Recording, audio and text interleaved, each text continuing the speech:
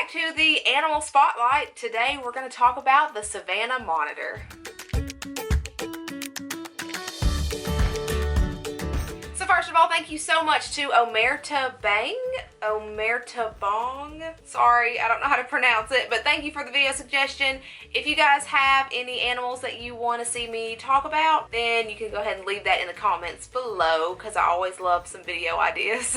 So we're going to talk about the Savannah Monitor. First of all, I want to say that this animal is so cool, but it always frustrates me so much because big retail chain pet stores always have these in the tanks to sell, and they're super cheap. Savannah Monitors are not a very expensive lizard at all. I think at Petco they sell them for like 30-40 bucks, and that is super cheap for a big retail store like that. And they provide no information, so people get these adorable little baby lizards and they grow up to be pretty large lizards, and people don't know what they're getting themselves into. So it always frustrates me so much about this lizard, because most of the people that buy animals from places like that are beginners. They don't know any better. They don't know that these animals are going to get huge and require so much space and attention. But anyways, as I said, this is a pretty large lizard. They are from the central and western regions of Africa. They get up to about 3 foot normally, but max size is about 5 foot. These guys live in sub-Saharan areas of Africa, and they like to stay near the ground. They will be found digging like low branches and low trees and things like that, but they tend to stay towards the ground, and they'll actually take over old termite nests and old burrows that other animals have built. They are actually a diurnal lizard, which means that they spend their days hunting and the nights stowed away in those burrows, which I think is really cool. It's kind of hard to find lizards that are day lizards.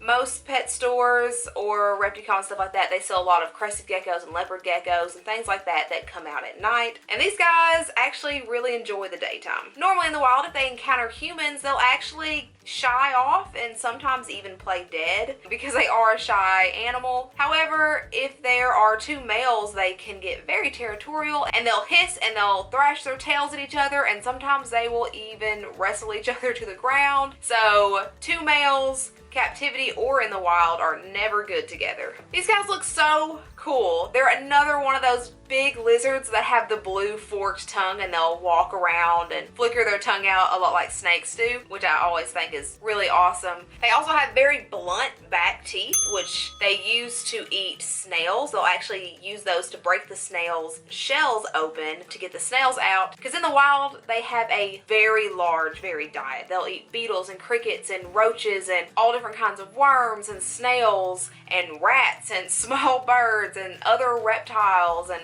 eggs and basically anything that they can get their hands on. They've even developed this ability to eat poisonous millipedes, which most reptiles in the wild will not mess with a poisonous millipede. But they do this thing apparently where they will rub their chin on a poisonous millipede for up to 15 minutes.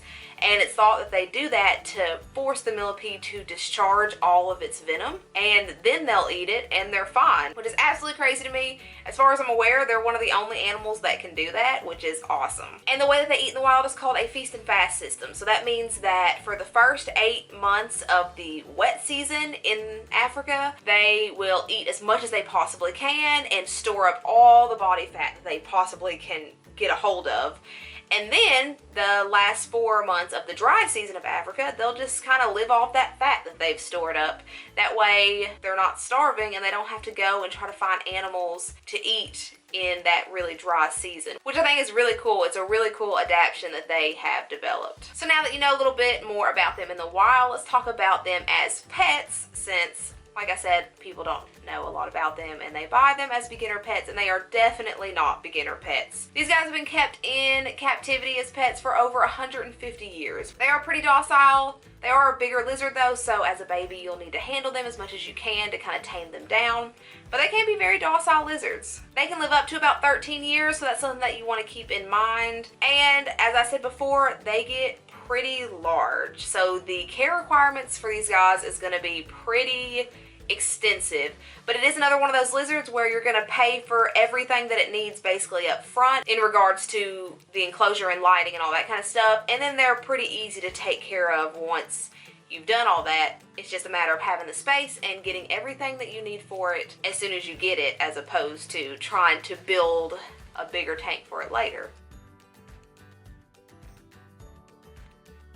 So Savannah monitors are very intelligent lizards. If they're not given enough space and enough things to do in that space, then they're going to get bored and they're going to get sad and they're not going to be a very happy lizard. So as far as the cage requirement size, it's going to need to be at least 8 foot long by 4 foot by 4 foot.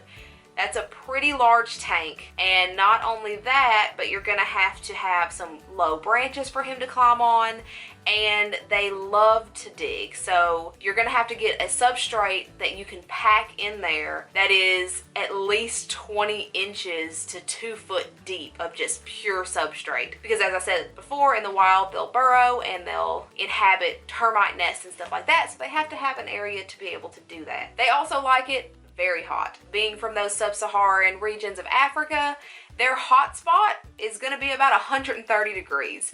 Now, that hot spot is going to be the surface of whatever basking area it's going to be. So if you're going to have a giant rock for it to bask on, the surface of that rock is going to have to be around 130.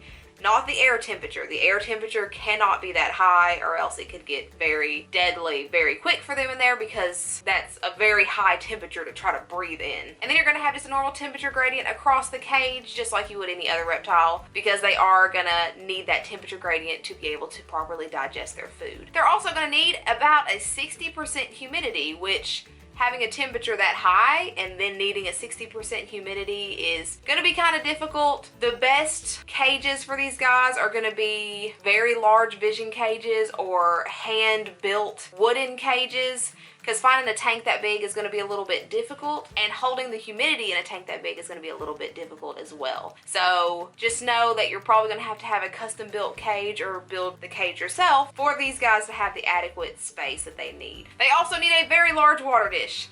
Yes, these guys are from Africa, but they still need water dishes just like every other animal.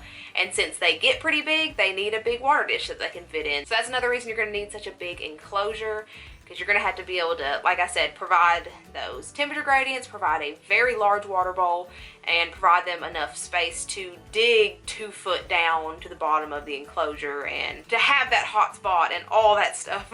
Since they are diurnal animals, they will need full spectrum UV lighting, because they need something to mimic the same UV rays that the sun would give them in the wild. And as I said before, they will need a pretty varied diet, so you're going to feed them things like crickets and mealworms and beetles and roaches and rats and all that kind of stuff. The most important thing is that you're just going to make sure that you're changing up what they're eating. Now guys, I obviously do not have a Savannah monitor. This is just very basic care information. Make sure that if you're going to get one of these guys, you do your research, and you can never research enough, which, by the way, even finding all of this information to compile into this video from good sources was difficult. It's not like bearded dragons where you can Google bearded dragon care and come up with 37,000 results. It was actually kind of difficult to find care information for them from just Googling them. So make sure that you sit down and do your research and know everything that's going to go into them before you get them, and yeah, you'll be good to go. But that's about it, guys. This is a really cool animal to have.